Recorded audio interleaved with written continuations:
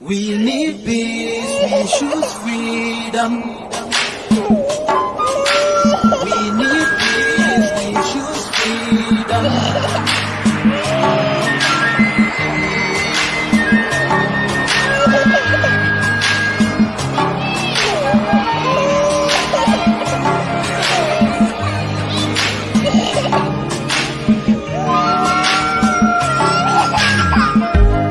There was a nation living in peace and unity. Yeah. They are people with love and harmony. Oh, yeah. They saw greatness rise up to its purity. With another people of different culture, a different heritage, bias and oppressive. Oh, I see. A nation from trigger of Africa, rising with strength and might and power. In due time, nobody gonna praise us. Rather, you all gonna embrace her. With your flag, with your flag, with your flag, with your flag. Oh, yeah. Let the tears of our mothers who lost their children be heard. Let the blood of our heroes speak from now till forever. Let the whole wide world know Biafra is our home. Oh yeah, Biafra is our home. Oh, it's my home. Yeah, Biafra is our home. I reminisce way back 1967. Death toll on the blood couldn't count them even. Mama screaming, child squealing, pops on the ground. 2.5 years, over 3 million's gone. Why? Cause we asked for our freedom, and we're going back to our sovereign kingdom. They shut us down when we cried, the world said nothing. Sitting back in the crib, watching our suffering. Should I talk about the planes dropping shells like rain? Suka had the first taste of a hero's blood. Abagana Zobuni wave was stronger than flood, but the juke is too strong and fought them off on the chart. Thought the bloodshed's gone, then it came again. 216 and the massacre, it started again. So bloody name, I couldn't cry tears. Blood dripping down my eyes, water in my veins. We died trying to fight the cause and we're trying to break him. It's our freedom, but the world was against us. Wave your flag over Africa. Welcome people of Biafra. Wave your flag over all the world. See those people of Zion is here. It is the nation that the Lord has chosen for the people of Zion. It is the nation that the Lord has chosen for the people of Zion. We need peace, we choose freedom. We need peace, we choose freedom. Yeah. Let the tears of our mothers who lost their children be heard. Let the blood of our heroes speak from now till forever. Let the whole wide world know Biafra is our home.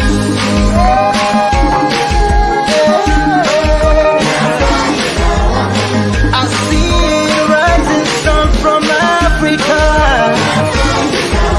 Oh, this is time of victory.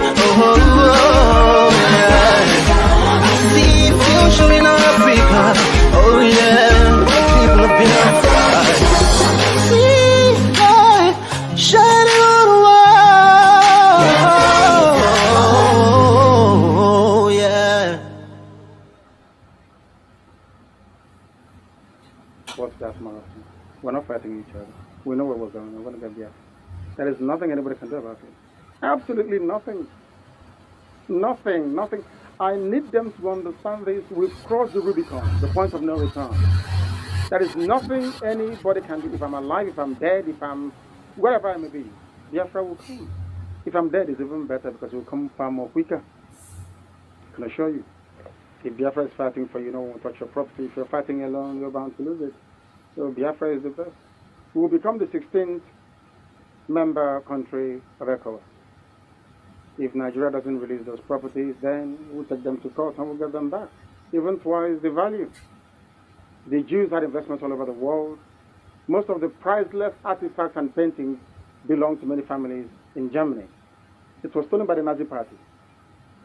Do you know that? Eventually they got everything back with compensation on top of it. That's what we're going to do. If you touch our investments, we'll come back for you. And we'll know where we can get it from. So there is nothing for anyone to worry about. It's only if I'm not stopping you from being a Nigerian, if you are born on the streets of Lagos and you want to be a Lagosian and your name is Adamma, oh well and good. There's no problem.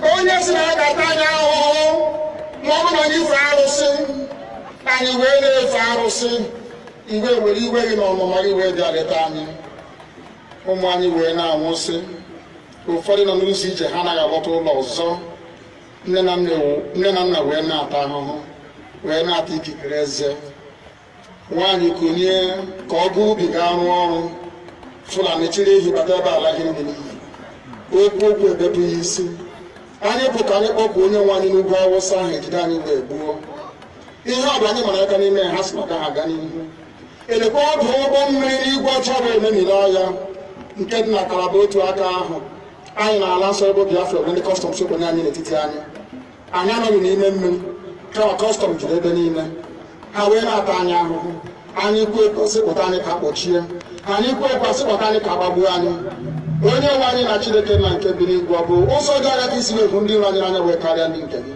akwa anyị bụ ụmụ Chineke akwa ọba aha anyị ka anyị na-aza akwa ọba anyị nwe na-aza ike Chukwu akwa ọba anyị nwe na-aza amara Chineke akwa ọba anyị nwe na-aza Chisom akwa ọba anyị nwe na-aza Chizoba nna nke dị nsọ onye ime eluigwe dịka otu onye iro dị na anyị bụ ụmụ gị bịa ka iwe zọpụta anyị bịa ka iwe napụta anyị n'aka ọjọọ ihe bịa ka iwe lụọrọ anyị ọgụ bịa ka iwe dịtụ ozu ọgbọgọwa memilere Goliath Chineke nna nke igwe ruo memile Fero site otu a mee ka Fero ka ọ guzo n'ihu ụmụ ndị anyị ga-ebi ka o wee taa akọkọ ikiri ụtọ ọzọ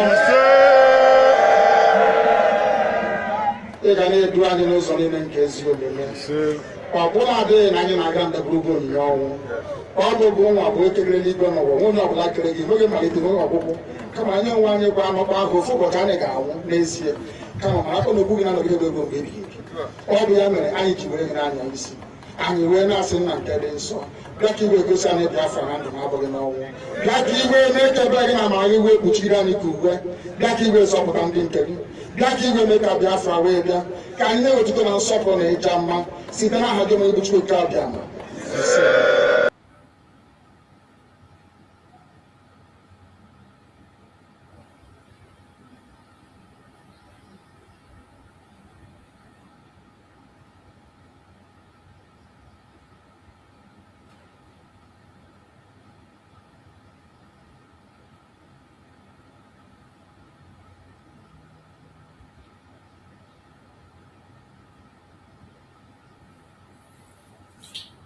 Welcome. Thank you for joining us on this very program.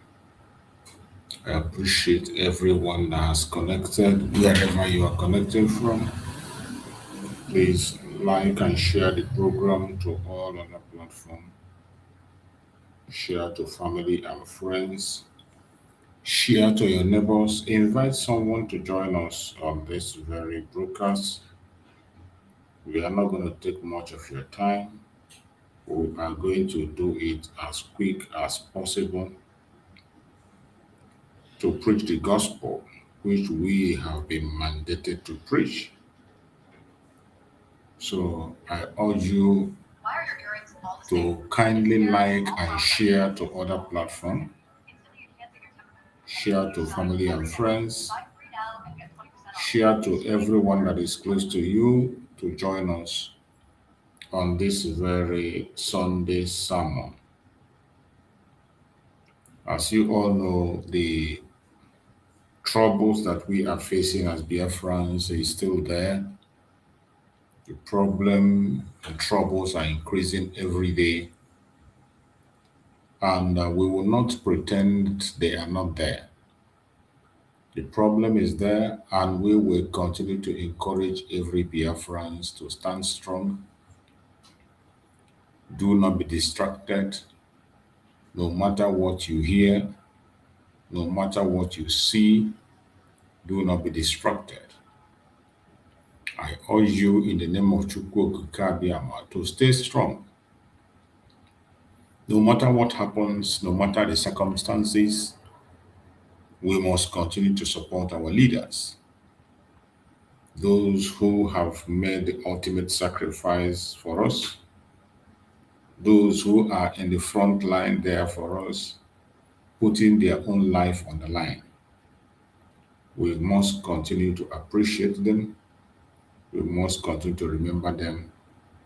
And we must continue to represent them at any time, give them that opportunity to be heard. That is why we are here. So this evening, as we have come, it is going to be a very quick one. I'm not going to take much of your time. As you know, it is weekend. I know that so many of us have some other issues, so many things to take care of. So I will not take much of your time so that you can be able to go and have your time with your families, as most of us are doing. So wherever you are connected from, I urge you in the name of Chukwu Okike to exercise a little patience with us these few minutes that we're going to be spending here, so that we can be able to share views together. We can be able to express ourselves and also to speak on this very topic which we have chosen this evening. After the brief chat on the topic, then we are going to go to our revisions also on things that are happening in Nigeria, the updates that we are getting, and other informations. That is how we do our program every evening, and we are going to do the same this evening. So wherever you are joining us from, I welcome you. Just tighten up your seatbelt and join us on this very quick broadcast, so that we will express ourselves together, and then we will do the needful. If you have looked at the topic there says the pain, the struggle, the sacrifice, a message every Biafra must hear. They gave their lives. It is a very important message, and we must not forget those who have given their life for us, Nnamdi Kanu, and our Prime Minister, Ekpa, who has fought for us and continue to fight for us up to this day. But it's unfortunate that some of us are so ungrateful that what they are doing today is to attack these people who are in the front line for us. The people who have dedicated their life, committed themselves for us. Some people are committing themselves on attacking them on a daily basis. And that is why it is necessary that we speak up. Nnamdi Kanu have made a huge sacrifice to the cause of Biafra, undeniably. And anybody that talks down on him is an enemy of Biafra, enemy of the people. Once you begin to push your propaganda and blackmail, and your madness pushes you to Nnamdi Kanu, your end has come and you are enemy of the people. Because this is a man that the whole world loves, the whole Biafrans love him. He has put his own life on the line and continue to put his life on the line up to today. So the least we can do is to give him the ultimate support that we are supposed to give him. Nnamdi Kanu was in Biafran land. He fought for us, committed himself, faced different attacks and challenges.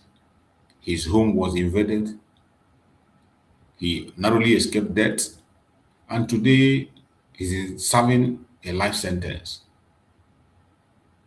and you think he doesn't deserve our support, he deserves all the support we can give.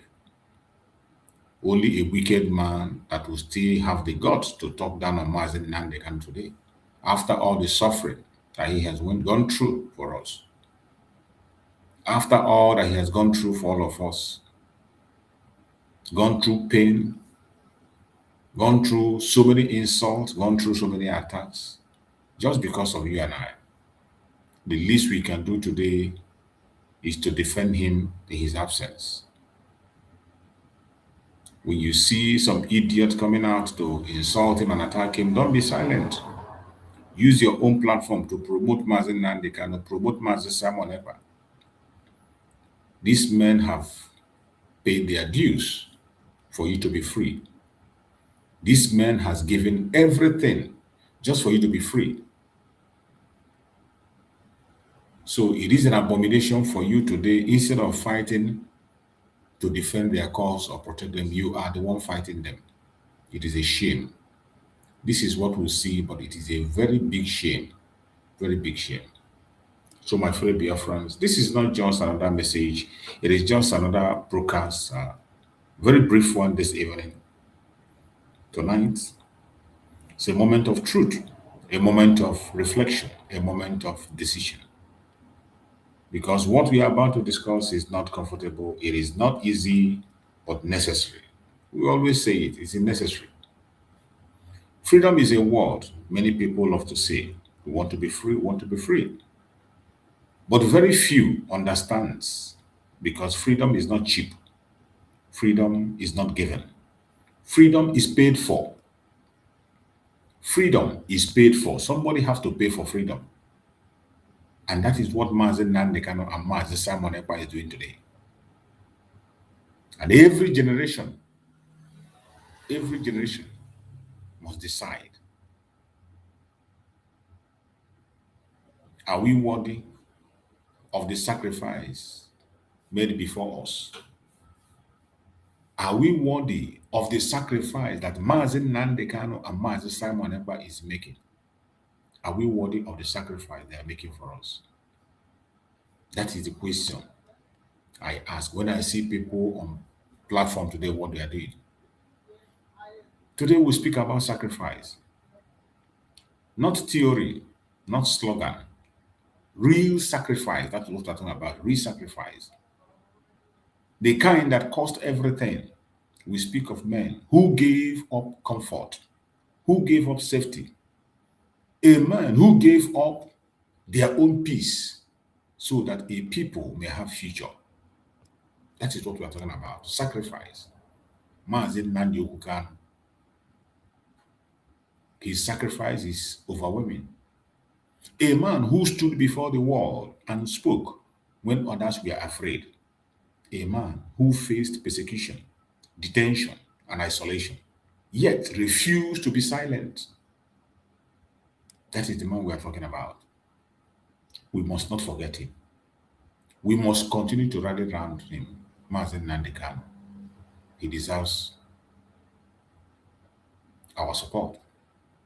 And Simon Ekpa, a man who continued to speak, to challenge the stance, even in the face of opposition, criticism, and danger. Mazen Simon Ekpa continued to speak, continued to fight, even when it seems that nobody has the guts to stand. Mazen Simon Ekpa stood. But listen carefully.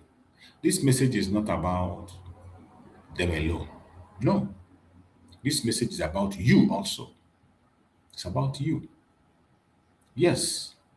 You listening right now, the message is about you, because the question is not what have they done. The question is, what are you doing today?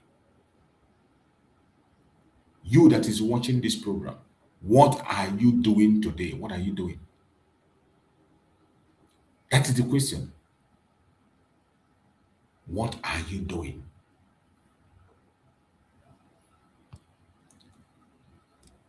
It is easy to praise heroes. It is easy to shout freedom. But when it's time for responsibility, when it is time for unity, when it is time for discipline, how many of you will show? How many will come out? Many disappear. Many become silent. Many become divided. And some even become instruments against their own struggle. That is what we are seeing today. So it is not enough to shout freedom, freedom, freedom, freedom. When the responsibilities come, how many? How many of us are ready to stand up and take responsibility? Let me say something clearly tonight. The greatest danger to a struggle is not always the enemy outside. Sometimes it is forgetfulness within. Forgetfulness within. We forget whom we are. We forget what we are fighting for. We forget why we are doing what we are doing. When people forget the sacrifice made by their leaders, they begin to take freedom lightly. Mazen Nnamdi Kanu and Mazen Simon today are serving jail term because of you, because of me. Our eternal leader, Dim Odumogojuku, faced persecution, abuse, and exile because of you, because of me. What about you today? What are you doing? When people forget the sacrifice made, they begin to take freedom lightly. That is what we see today. When people forget their heroes, they begin to dishonor their legacy. And when that happens, the struggle begin to weaken. I am telling you what is happening today. Check within yourself, check around you, look at what is happening today on the social media. When people forget the sacrifice made, they begin to take freedom lightly. Today, many people are taking our freedom lightly. When people forget their heroes, when they forget their heroes, just as some of us have forgotten our heroes, we have forgotten our heroes. They begin to dishonor their legacy. That is why today somebody will on a camera and begin to abuse Mazen Nnamdi Kanu, abuse Mazen Simon. And when that happens, the struggle begins to weaken.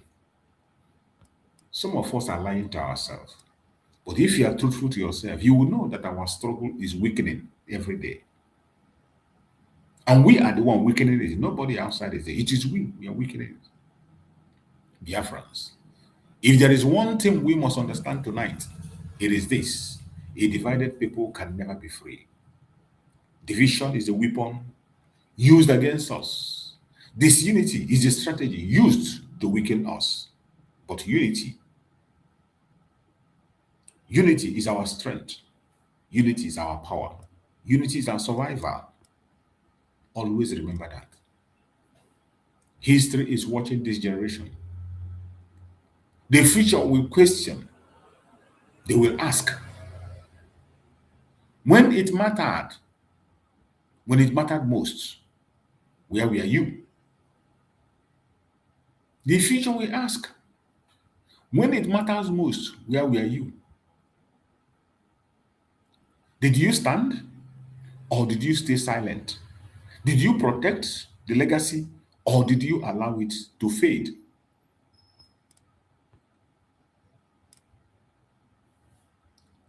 So tonight, I challenge you, every one of you that is listening to me, I challenge you. Tonight, not tomorrow, not next week, tonight, decide who you are.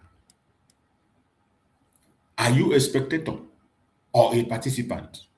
Are you a critic or a contributor? Are you part of the problem or part of the solution? Because neutrality in a struggle like this is betrayal. I want you to listen carefully. Pay attention. Honor is not in words. Honor is in action. If you truly respect sacrifice, then live in a way that preserves it. Speak truth, stand firm, support unity, defend the legacy of our Supreme Leader Mazen Nnamdi Kanu and our Prime Minister Mazen Simon. Very, very important. You can't run away from it. They have paid their dues. The sacrifice is so much. The sacrifice they made is so much. The sacrifice people of the old made is so much that you can't overlook it. There is no way you can overlook the sacrifice that they made. let this be remembered, that there were men who gave everything so that a people may rise. Don't forget that. Do not let their sacrifice be in vain. The sacrifice Mazi Nnamdi Kanu made and the sacrifice Mazi Samaneko made, don't allow it to be in vain. Never. Do not let their voices be forgotten. Do not let their legacy be erased. I beg you in the name of Chukwu Kabia. Whatever thing you are holding against anybody, keep it to yourself. Whatever differences we have, keep it aside. Let us focus on our collective effort and the purpose for which we gather, which is freedom. Because there are men in the front line making sacrifices, the sacrifice you cannot be able to make. Facing challenges that you yourself, you cannot be able to face. The least you can do is appreciate them. But what do we see today? Instead of appreciation, what we are seeing are people coming out to abuse and insult them. It is sad. But I bet you, very soon you will understand what you are doing to yourself. You remember these men. When you remember them, you understand what you are doing to yourself. The way Nigeria is going today. United States already have given warning about Abuja. Abuja is under threat as we speak. Northern part of Nigeria is taken over. Southwest is under siege. And it is coming down to Biafra land. And when it comes down to Biafra land, what are you going to do? When this war gets to Biafra land, what will you do? Mazi Nnamdi Kanu is not there to defend you. Neither is Mazi Samara Paran. The liberation army they put in place is no longer there. Do you ask yourself, who is going to defend you when the time comes? Of course, you don't ask. You don't ask because you don't care. Well, this evening, I'm going to give you the update of what is happening in Nigeria so that maybe, just maybe, you will come back to your senses. We are going to go into the update of what is going on in Nigeria. Maybe after hearing the situation in Nigeria, maybe you begin to think twice. You begin to reshape your mindset. First of all, let us listen to this. The Nigeria you are hoping. You see the way the terrorists are taking over, sponsored by the federal government of Nigeria. It is no longer a joke. When we say that the terrorists are in charge of Nigeria, it is not a joke. It is a fact. And today it is becoming much more clear than you can ever imagine. So I want you to listen to this information that is coming from this very guy. I want you to listen to the information that is coming from this guy before we go into their news update. Nigerians, come closer. It's about to go down. It's about to go down. Come closer. All the security agencies, DSS, SSS, Army, Police, and Naval, Air Force, Forest Guard, Vigilante, CJTF, Civil Defense, all of you come closer because you see this one. I want to whisper it to your ears. Because I don't want to say it loud. Because if I say it loud, I will send men to assassinate you. So I want to whisper it to your ears. Come closer! It's about to go down. Hey!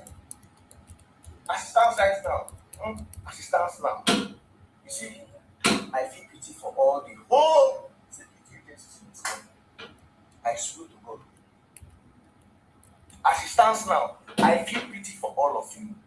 All the whole security agencies, I feel pity for all of you. Especially the ones that have lost their lives on top of the security matter. I feel pity for all of you. I feel pity. Oh, they pain me. It dey pain me say the people that you guys are protecting are the ones unaliving you guys.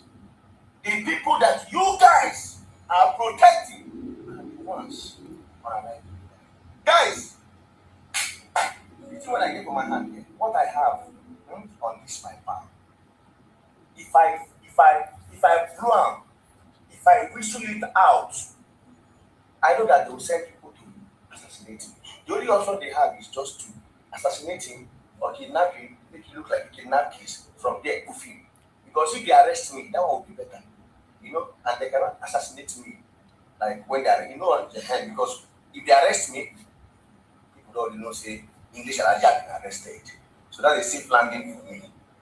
So they will not want to do that. They want to just take him out, make it look like saying hitmen after him, or they send people to maybe they kidnap me, then kidnap him, but that's kind of you understand? So that is why I will make sure that as I'm bringing out this expose, I will not mention names. Because I still have a lot of work to do. Guys,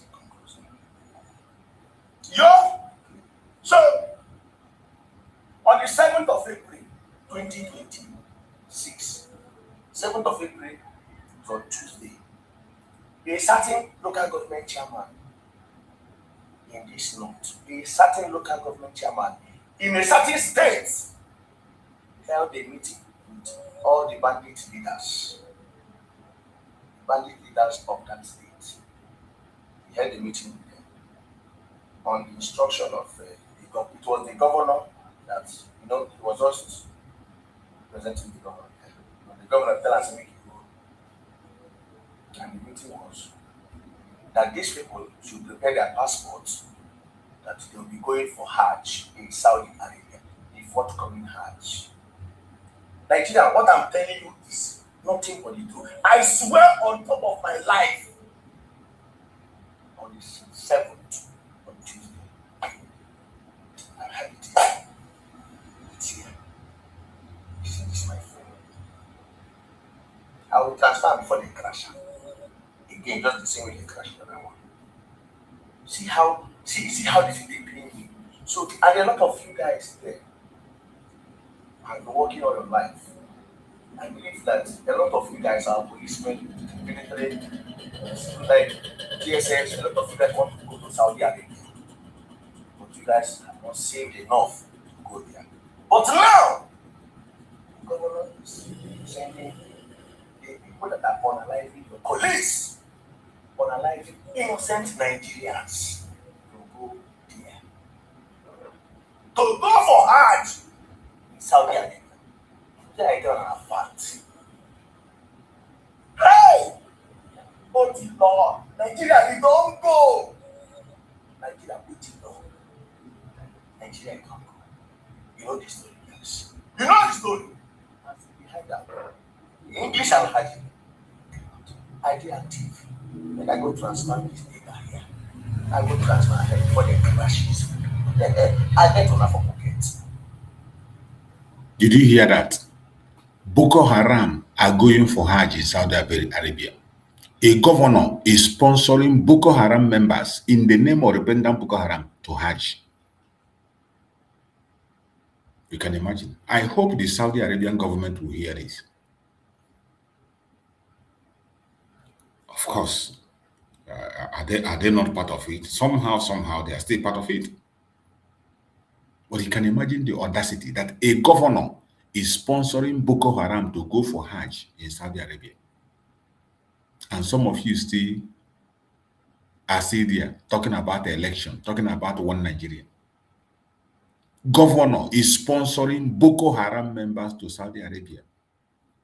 The same people that are killing the military are protecting them. They use convoy and bring them to Abuja. All these things are happening before your own very eyes. Tinubu now, they say Tinubu is in Lagos. Tinubu has not gone back to Abuja since after Easter celebration. Abuja is empty. And you're hearing the rumors of taking over Abuja. They will come and say, oh, it's not true. It's a fake news. It's a fake news. We know Nigeria. Anything Nigeria tell you is a fake news. Watch out. Just be patient. Sometimes you see it. It will become real.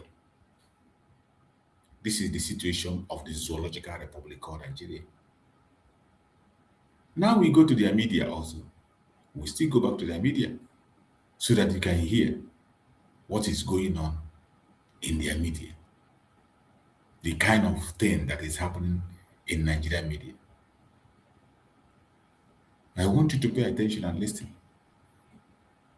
We will take you there so that you will understand. But now turn to our Rise News special correspondent in New York, James Blue, who has been closely tracking the high-stakes negotiations in Islamabad between the United States and Iran, which have now ended without an agreement after more than 20 hours of intense discussions. I think before this, let's take another one. Before this, let's take the other one before this one. Let's take this first. The politics, as usual, buzzing with interesting political stories, heading into an election year with security issues that look intractable. The United States has pulled out some of its citizens from their embassy in Abuja. Yesterday, Did you hear that? A counter-protest against the McLeod faction, ADC faction in that same Abuja. And APC National Chair, Yuata Nentawe, says opposition has lost focus. Adewale Adebayo, former presidential candidate of the SDP in 2023 general election, says one party state is unlikely to expect one-man rule states must be placed, even as Balana says ADC won't take any candidate older than 5 years in 2023 general election. These and more and our men this evening. Good evening and welcome to Political Lens. I am Chukuma. Good to have you join us. Now let's bring in our guest. We've been joined by Dr. Peter Anosike. Peter is a philosopher, journalist, business consultant, and a political affairs analyst. He's in the show on the capacity of a political affairs analyst. Good evening, Peter, and thanks for coming. Thank you for having me. Now let's get into it. The Nigerian federal government has maintained that the country remains safe and stable, despite the decision by the United States to locate non-emergency embassy staff and their families from Abuja over security concerns. While the United States cited rising risks such as terrorism, kidnapping, crime, and civil unrest across 23 states, advising its citizens to reconsider travel and avoid several high-risk areas. The Minister of Information, Mohammed Idris, described the move as a precautionary measure that does not reflect the overall security situation in Nigeria. He emphasized that most parts of Nigeria are secure. Ongoing military and intelligence operations are improving safety, according to the Information Minister, and the country remains open to business, investment, and travel, while urging international partners to rely on accurate and up-to-date information. Dr. Anosike, when the U.S. Embassy pulls out its non-essential staff from their embassy in a country after a travel advisory that has been issued to citizens and warning levels raised, levels 3 and 4, what does that imply in security situation? It means that security has deteriorated in that country. It means that life and property are no more safe in that country. So that's exactly what it means. And anybody saying that Nigeria is safe is living in denial. I saw the 23 states that they captured. Okay. Understand me? And in that 23 states, it is only Southwest that was not mentioned. It's only states in the Southwest that was not mentioned. And when you go through those states one by one, you will see forms of insecurity, either kidnapping, armed robbery, banditry, and so on and so forth. So America is a country that doesn't waste money. They don't issue false accounts. So for them to do that, there are enough reasons. And it is a 10 times cheaper to prevent than to cure. Understand me? It is 10 times cheaper to prevent than to cure. So what they did is the right thing. Your information minister said it is a precautionary measure. Routine, according to routine, they do it from time to time. No. When that is raised up to 3 and 4, it means that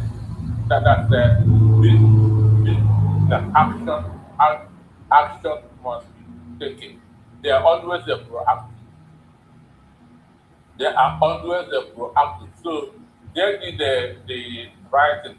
And I've gone through the front pages of our newspapers today. You see, all of them and insurgents from the beginning to the end. So whoever is telling you that Nigeria is safe is living in denial. Now, living in the denial is a bit curious, like rightly point or that you pointed out. The Southwest states were not included, in the alert, in the advisory. But we see a situation where, Ondo State has been under the radar. That's the state that I had expected to be in that list. And they did it. And you recall that in recent times, well, had Southwest governor say, well, hey, bandits and terrorists displaced in the northwest are infiltrating the southwest. And we see numbers of scores of people being killed in the southwest. So it's a bit curious why the southwest was left out in all of this. Are you able to hazard any place? Why that happened? I know you don't work with American intelligence, but what could be the explanation for that? Do you have an idea? Well, maybe they is based on the percentage of foreigners attack. But ordinarily, on those states is supposed to be in the list because even Ghanaian that Adams was raising an out about insecurity in the southwest. So I had expected on those states to be among those states, but they have their restrictions. Now, we have a situation where our Minister of Foreign Information, Mohammed, said, well, like you said it's precautionary. That precaution means that, hey, careful, something is about to happen. So when you frames it around routine exercise, precautionary, does it take away from Nigeria the fact that, or what does it want Nigerians to believe that Nigeria is safe? Between the United States Embassy and what the Information Minister said, as a Nigerian living in Nigeria, with the understanding that between 2015 and 2020, 6,000 Nigerians were slaughtered under the Buhari regime. And now we have a situation where in the 3 years of this administration, over 22,000 Nigerians have been killed, all related to terrorism. So how safe do you feel as a Nigerian living in Nigeria? As Ukraine, that is a war, lost that number. But the answer is no. Exactly. So between the United States Embassy and what the Information Minister said, you as a Nigerian living in Nigeria, how safe do you feel? No, nobody in Nigeria feels safe. Nobody in Nigeria feels safe. That's the reason why the governor of Plateau State has to address his people inside an armored tank. Understand? That is an evidence. Go through the pages of Nigerian newspapers. What 90% of the stories here is stories of insurgents, insecurity, and so forth. As I was walking into the studio, there's a breaking news of 8 families being killed in Plateau State, slaughtered. Understand? So, family of 8. So, somebody, for him, that is well, he is the information minister. He is defending, he is on the payroll that's of the government. His responsibility is to defend the government. But you don't defend the indefensible. You don't defend the indefensible, and that's what he's trying to do, thereby bringing his reputation down. It is not everything that you defend. There's nobody in Nigeria, no matter where you belong to, no matter your political or ethnic alignment, that will tell you that Nigeria is safe. Nigeria is not safe. Okay, under this condition now, Nigeria is not safe. Nobody in Nigeria feels safe. When you see Nigerians work, go to work, city centers and all of that, in places like Lagos, in some parts of Abuja. So if they don't feel safe and they still manage to take out anything and go to work, does it look like they've been enveloped by a sense of surrender to where there's nothing we can do? This is, they say that anything that cannot be avoided ought to be endured. Understand? That is the situation that we are now here, that we are in the country. We have to manage the situation. We have to take the risk. Any Nigerian that is going out is taking a risk. Because these guys are everywhere. Imagine what happened in Nigeria in the last 10 days. No part of the country was spared in the last 10 days. our commander-in-chief has turned to the chief monarch of the federation. And that's not what Nigerians voted for in 2020. Correct. So for me, it is unfortunate. And the truth remains that Nigeria is not safe. And it's becoming worse on a daily basis. You mentioned that Abuja is under siege. Abuja is under siege. Forget what government tells you. Nigeria is not safe. Okay, so when you say that, in all of this, I want us to understand how, in the midst of all of this, America is the one issuing this advice. But like, we have a collaboration, a partnership with the United States of America, and American soldiers, about 200 of them, have been in this country providing intelligence. What's the value of that intelligence? Is it the kind of intelligence that they are giving us? Like, probably something sinister might happen in Abuja, and they say, hey, we need to move some of our non-essential staff, non-emergency staff, and take them out of the country. Are they offering us intelligence to save themselves or to save us? Now, this particular intel that they have, that has led them, to evacuate some of their citizens. Have they not shared with our own intelligence? Because we have a situation where, what is the value of intelligence if it's not used to prevent crime? Intelligence gathering is for you to be proactive. Okay, and so that's what they are doing now. That's what they are doing, and they must have shared that intelligence with the Nigerian security. Okay, but you can take a horse to the stream.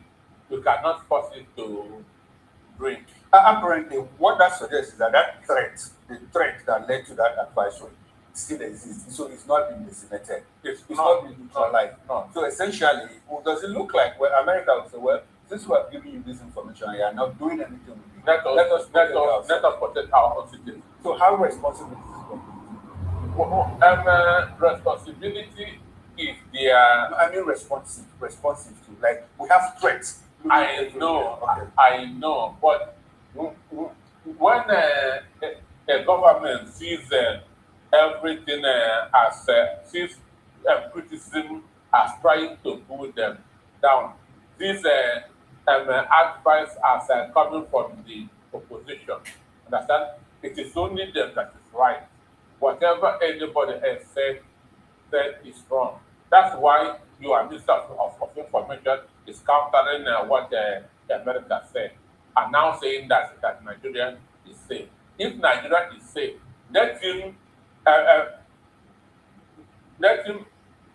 drive from Katsina to Abuja without security. Let's see what happens. The Nigerians do travel from Katsina to Abuja on a daily basis. Not everybody is being kidnapped, so he could be lucky to escape it. So if you don't, would that now say that Nigeria is grossly being underreported in Nigeria? Okay, so you are saying people don't travel from Katsina to Abuja. People travel, but it's not everything that happens that makes it to the front page of the newspaper. No, I'm just saying because the minister could take a chance, take a risk and say, okay, let me just travel. But you think when the governor of the state, the chief security officer of the state, just it is less than 1,000 kilometers inside an armored that is own state. The information minister will never do, because do you know that Nigeria is not safe? Dr. Nosiki, we are going into an election year 2027. A lot of people are saying, well, what is happening now, the sort of spike, in terrorism, in insecurity, they are trying to liken it to, does it look like a replay of what happened in 2014 and 2015, where there was this avalanche of terror acts, kidnap of Chibok girls, bombs going off in all parts of and the north, and where people say that was what was used, to draw the attention of the United States of America to Nigeria to say, gentlemen, this looks like you can't continue in this job because apparently you have lost it, you can't protect your people. What is happening now? Does it look like a replay of that 2015 era? Well, the truth is that whenever election is near, tensions items by politicians and their supporters. That one is apart. The other the other one is that in 2014, because they said that Hama is real. I know that in 2014 to 2015, the APC then used, used insecurity to make Jonathan government to look bad, understand? To look weak. Um, do you understand Yes, that? I do. Right? They use insecurity to make Jonathan's government to look weak and bad. Understand? To give it a bad name. Remember, there are allegations that the Chibok kidnap was a state. And if you look at the trajectory, you can agree with me that there's a pointer to it. Because before the WAEC exam, Jonathan won the governor of the state. That exam should not hold. That exam should not hold. Apparently, it looks like they had information. They had intelligence. But because the governor is in no position, he allowed the WAEC that go on. And the Chibok girls were kidnapped. The principal of the school had to fly a private jet from Maiduguri to Abuja to meet the wife of the president. Who is the owner of that private jet? Does the school principal have money to charter a private jet? Apparently, somebody paid for that private jet. Who is that? Again, a pressure group started bring back our girls, our girls. It took over everywhere, understand? Until the election came and gone, understand? And immediately that bring back our girls stuff. But up to today, some of the girls are still in the bush, but nobody is talking about them anymore. Understand me? Which means it was just used to make Jonathan's government look bad and weak. Exactly my point. So it seems that same thing is proceeding More like the replay. More like the replay of what now. Now, some people have said, well, Jonathan was weak, and that's why he allowed all of that. Do you think that could happen? That could happen under it. Tinubu says, well, governor or minister of state, so because yes, the minister of education that said, hey, don't open that school. Do you think that under this dispensation, that the minister will flout the order of the president? The president says, don't open that school, and the minister does that. Do you think that Tinubu will let it slide? Well, there are two different individuals coming from two different backgrounds. Too. Jonathan came from the academics. Okay. Does that mean so? And there are two different people too. So, but even if Tinubu is a tiger, the same thing that happened under Jonathan is even happening now, even more than the one that's happening now is worse than what is happening in 2014. Now, under this condition, let me ask you, I know you're not a prophet, but if you had a political foresight, more like which you can predict, do you think that with all that is happening, they'll be able to pull the rug off the feet of the current president using that track that they used in 2015? Well, it is very, very possible because the North are united as we speak. And they have the numbers. But the South is not one, but the North is one. Understand me? The South is not one, but the North is one. And they have the numbers. Even statewide, there's 19 states up there and 17 here. Understand me? And the Kanu is the most populated state in the country, going by the 2006 census. And it has returned out the biggest number of votes in the country. When you say that the North is one, briefly, do you include the middle belt as part of the North? Middle one?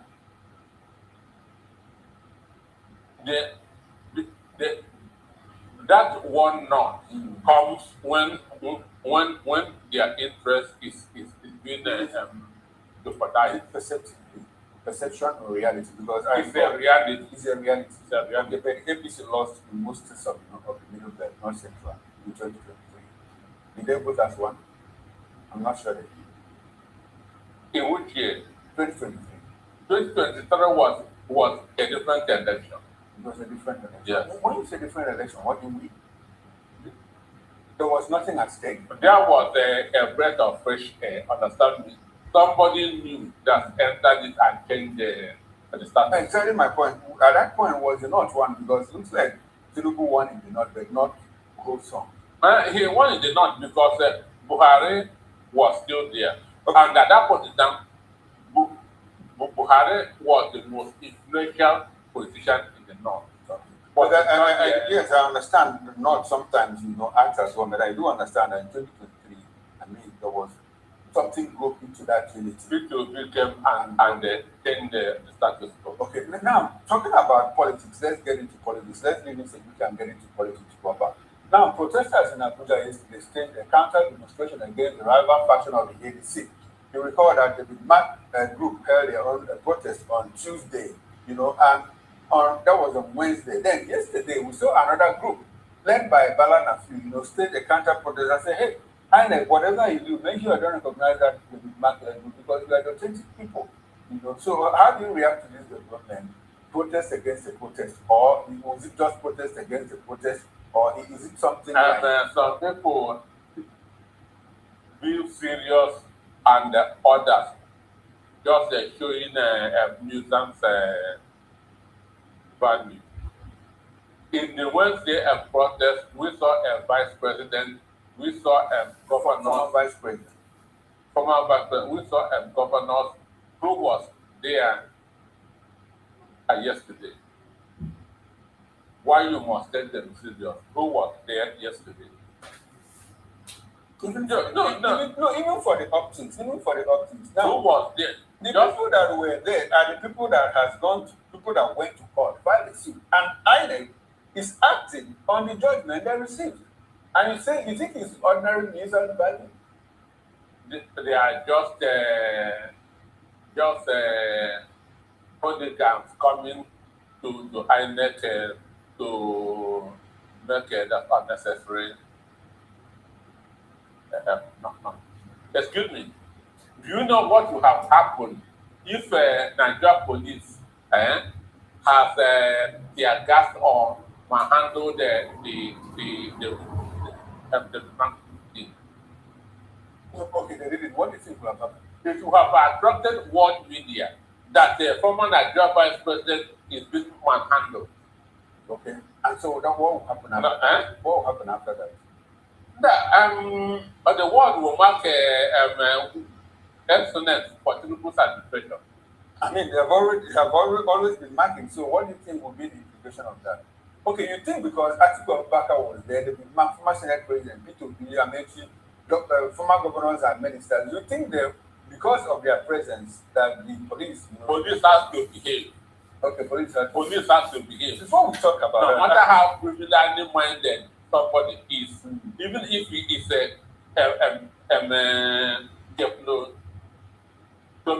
if he gets where CCTV is, he must behave himself. So that's what.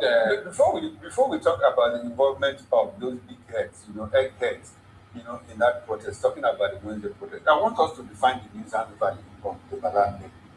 But like I said before, they are a bunch of hooligans. INEC is acting on the order of INEC is acting on the order of APC.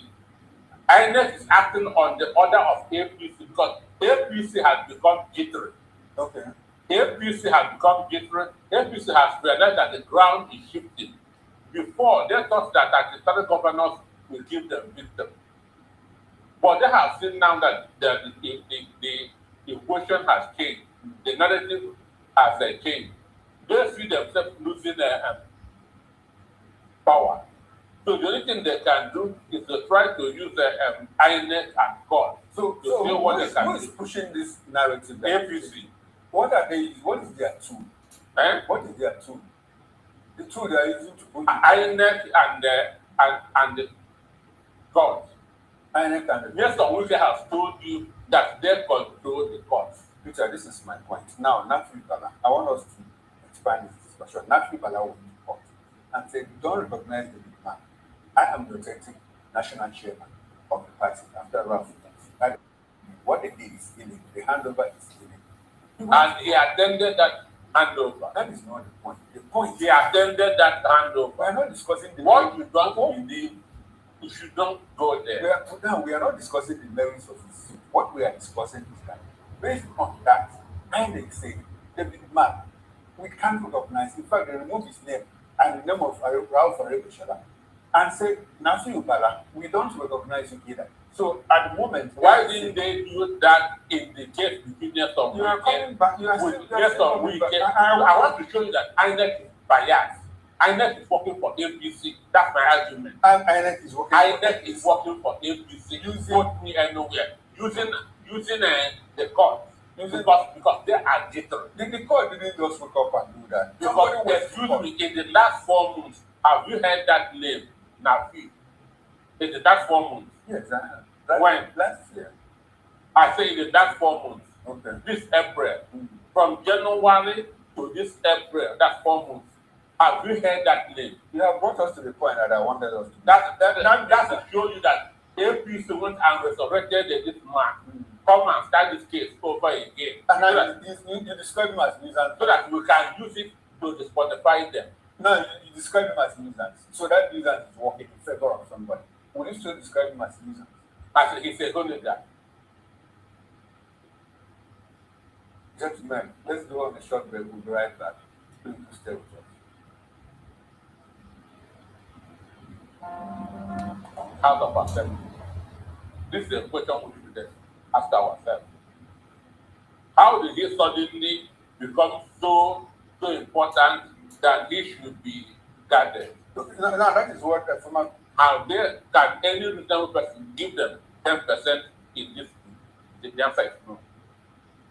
The answer is no. I said, Ukraine, the number of people that have died since Russia invaded Ukraine, half of that's Nigeria that's not in war.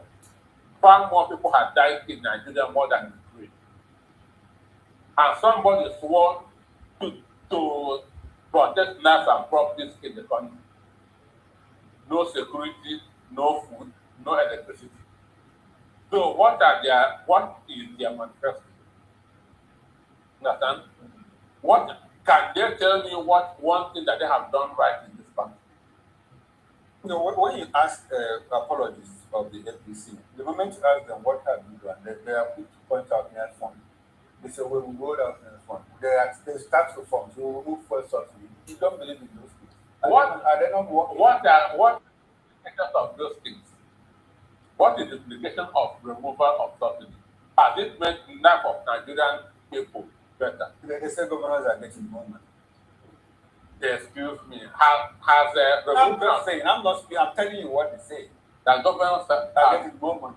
Even the president echoes it. I have no business with the governors who have commander in chief. Okay. That's where my focus is. Okay. Understand? That is where my focus is. It starts from the top. If the top is spending anything to do, it must fail. If the top is not getting it well, there's no way those that below will get it well. Understand me? So it's because the top is spending. That's why the subordinates are not doing well. It is not about money. All right, still talking about APC and ADC. The national showman Nentawe said that the APC has become a campaign message of ADC rather than To make profit for. Okay, so that's what you see. Government is not responsive. Now, there is this debate about whether Nigeria, the real issue that Adebayo raised, whether Nigeria can actually descend to one party. He says no. But that one man rule is most likely. Do you agree with me? I have said on this program that Nigeria cannot be a one-party state. When we have 32 governors out of 36. No. We're now turning to our Rise News special correspondent in New York, James Blue, who has been closely tracking the high-stakes negotiations in Islamabad between the United States and Iran. which have now ended without an agreement after more than 20 hours of intense discussions. James, thank you for joining us. Glad to be here. Now, looking at this over 20-hour discussion that has ended up in a deadlock, can you break down for us the major talking points at this meeting? I'm sorry, the what of the meeting? I'm sorry. James, can you hear me? I'm sorry. Yeah, I can hear you, but I just didn't hear that clearly. Okay, yes. After the over 20-hour intense discussions in Islamabad, can you break down for us the major talking point at the meeting? Oh, the major talking points. Yeah, I mean, look, obviously what Iran wants is the U.S. to declare that it will never attack again, that it will pay for the rehabilitation of the country, that the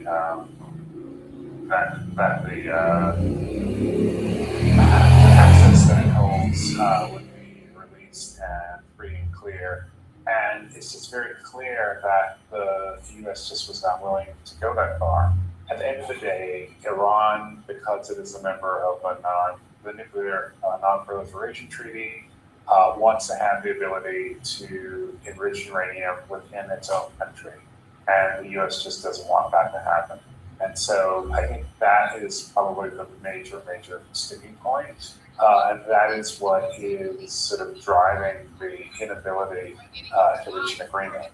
Iran wants to hold on to the uranium that it has enriched, and it wants to have the right to continue to enrich uranium for non-weapons use without any type of restriction.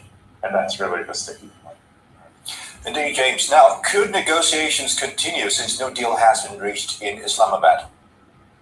Yeah, I mean, look, I think they will continue to talk. I think the U.S. has sort of said, this is our bottom line, this is our best offer, this is our red line. No one's just have to see what Iran does. At the moment, Iran feels as though it has 2 weeks from the ceasefire, which I think was happened on Tuesday, and they're just hopeful that during this period they can find a way to sort of move forward. As you can see on these pictures, there's a lot of destruction in Iran, and there's a lot of sense that things are just really bad. And if they can't find a way out, I think Iran's going to be very difficult. And so perhaps this cooling off period where they both go back to their capitals, speak to their principals, perhaps there's some way for things to move forward. But it's very clear the U.S. does not want Iran to enrich uranium further, and they want to remove all the enriched uranium that is currently in the country. And how significant is it that the U.S. is calling this their best and final offer? Is that typical in negotiations of this nature? Well, look, I think it's the headline that this is the best and final offer, but I'm confident that if Iran were to come back and decide that they want to, further negotiate, I'm sure the U.S. will speak to them. Again, the bottom line for the U.S. is no Iranian nuclear enrichment. And so Iran feels, as a member of the Nuclear Non-Proliferation Treaty, that they have a right to enrich uranium. And that's just that is a conflict I'm not sure it's going to go away. But one of the things that I would like to point out is that the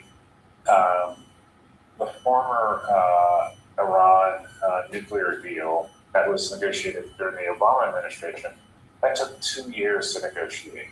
2 years. And so this is the beginning of intense negotiations where there is a war. And so it's very clear it's going to take longer than a single meeting. What is most important is that this was the first time senior leaders between Iran and the U.S. have met in person, side by side, since the fall of the Shah's regime in 1979. So it is an indicator of how willing everyone is to make sure something happens. Yeah, James, talking about willing, the head of the Iranian delegation to the Pakistan talks says the U.S. has failed to gain their trust. So what is the implication of this comment to future diplomatic engagement with the US? Well, look, I mean, that's just a statement. Who knows? They shook hands. They were sitting in a room for 21 hours. I think there is trust. I think the issue is whether the U.S. wants to allow Iran the ability to actually use and enrich uranium. That seems to be the bottom line. That seems to be what Iran is wanting to hold out for. And, you know, Iran is the master at dragging out negotiations. And they thought they could drag out negotiations back in February before the war started. And so that just hasn't been the case. And so the real question is, will President Trump unleash the lethality that he has threatened to release once, you know, J.D. Vance and the team get back to Washington and speak more directly with the president and his advisors? Well, that's still left to be seen. But with the Vice President, J.D. Vance, saying that Iran is now in a tougher strategic position, what do you think Washington means by that statement? Well, look, I think Washington feels as though they've done everything. They've made it public that they have really kind of put things on the line, and it's now the ball is in the court of Iran. And the other sticking point, which we haven't mentioned, is the Strait of Hormuz. Iran has recognized that through this conflict, they've been able to get a lot of money by charging a tax for people to go through the Strait of Hormuz. Iran does not want to give that up, and they want to continue to be able to reap the benefits of that passage. And I think this is something the U.S. wants to completely get rid of. And so that's another one of the issues beyond the uranium enrichment that is impeding the deal. Iran does not want to give up the Strait of Hormuz. Indeed, James. Now, what does Pakistan get out of its mediatory role here, and other countries in that lineup trying to ensure peace in the region?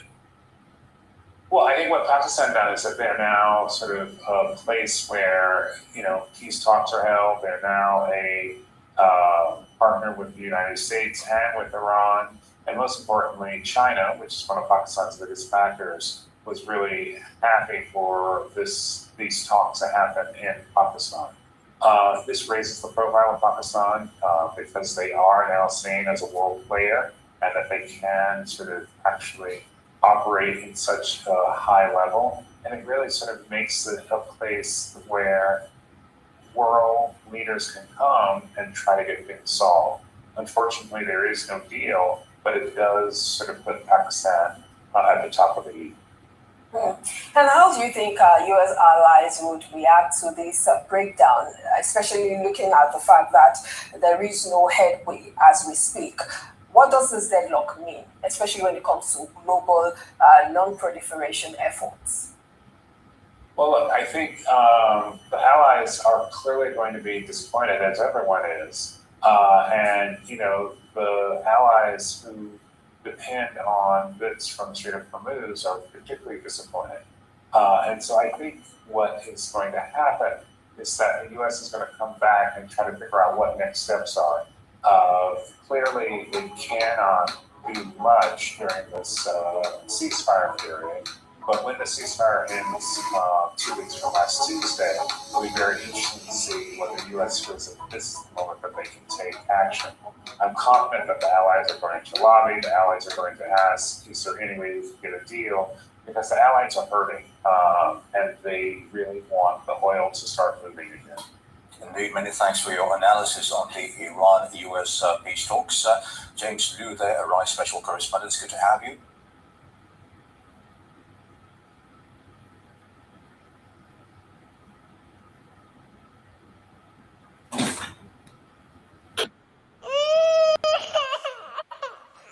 We need peace, we choose freedom. We need peace, we choose freedom.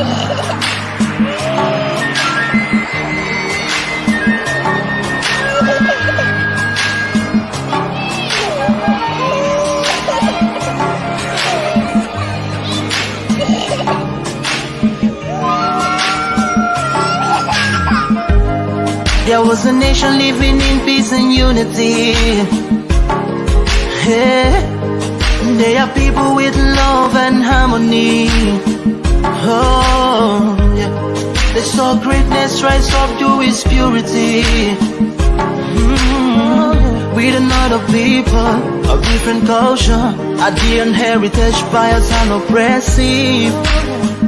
Oh, I see a nation from trigger of Africa, rising with strength and might and power. In due time, nobody gonna praise us. Rather, you all gonna embrace her. With your flag, with your flag, with your flag, with your flag. Oh, yeah. Let the tears of our mothers who lost their children be heard. Let the blood of our heroes speak from now till forever. Let the whole wide world know Biafra is our home. Oh yeah, Biafra is our home. Oh, it's my home. Yeah, Biafra is our home. I reminisce way back 1967. Death toll on the blood couldn't count them even. Mama screaming, child squealing, pops on the ground. 2.5 years, over 3 million's gone. Why? Cause we asked for our freedom, and we're going back to our sovereign kingdom. They shut us down when we cried, the world said nothing. Sitting back in the crib, watching our suffering. Should I talk about the planes dropping shells like rain? Suka had the first taste of a hero's blood. Abaganazo Bunigwe was stronger than flood, but the juke is too strong and fought them off on the chart. Thought the bloodshed's gone, then it came again. 216 and the massacre, it started again. So bloody name, I couldn't cry tears. Blood dripping down my eyes, water in my veins. We died trying to fight the cause and we're trying to break him. It's our freedom, but the world was against us. Wave your flag over Africa. Welcome people of Biafra. Wave your flag over all the world. See those people of Zion is here. It is the nation that the Lord has chosen for the people of Zion. It is the nation that the Lord has chosen for the people of Zion. We need peace, we choose freedom. We need peace, we choose freedom. Hey. Let the tears of our mothers who lost their children be heard. Let the blood of our heroes speak from now till forever. Let the whole wide world know Biafra is our home.